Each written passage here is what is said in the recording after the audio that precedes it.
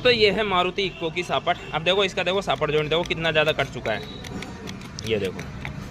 अब एक चीज़ मैं बता दूँ, देखो इसमें अगर जैसे मान लीजिए अगर आपकी गाड़ी में जैसे उठाते चक चक चक चक तेज़ आवाज़ आती है ना, और गाड़ी जैसे मान लीजिए 60-70 की स्पीड में बहुत ज़्यादा वाइब्रेट करने लग जाती है ना बॉडी, तो आप चीज़ ये ध्यान रखना कि आपकी गाड़ी का सापट जॉइंट चेक करवाना आपको। अगर इसमें इतनी सी भी चाल हुई ना तो भी ये ख़त्म है, मान के चलो।